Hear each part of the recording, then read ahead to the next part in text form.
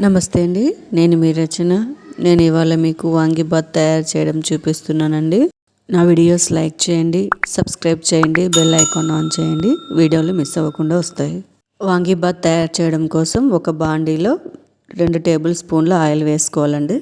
2 table స్పూన్ల వేరుశనగ వేసుకొని ఫ్రై చేసుకోవాలండి. వీటిని ఫ్రై అయిన వేరుశనగలను పక్కకు తీసి పెట్టుకోవాలండి. అదే నూనెలో పోపు దినుసులు వేసుకోవాలండి.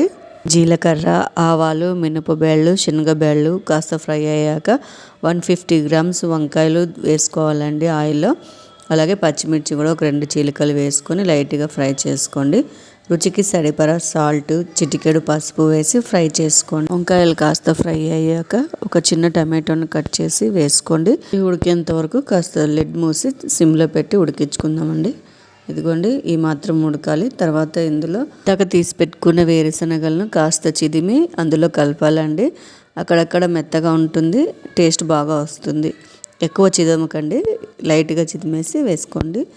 ఇది కాస్త ఫ్రై అయ్యాక మనం వాంగీబాత్ పౌడర్ని 2.5 స్పూన్ వేసుకోవాలండి. ఎందుకంటే మనం దీంట్లో ఏ స్పైసెస్ వేయట్లేదు, ఇది ఒక్కటే వేస్తున్నాము.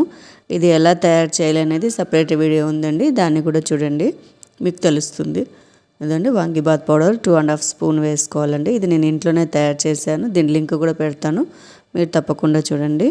ఇది కాస్త ఫ్రై అయ్యాక కొత్తిమీర వేసుకొని కలుపుకోవాలండి.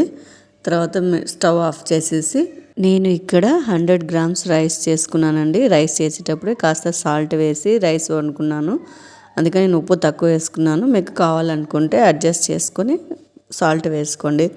దీన్ని మిక్స్ చేసుకోవడమేనండి. ఎంతో రుచికరమైన వాంగీబాత్ రెడీ అండి.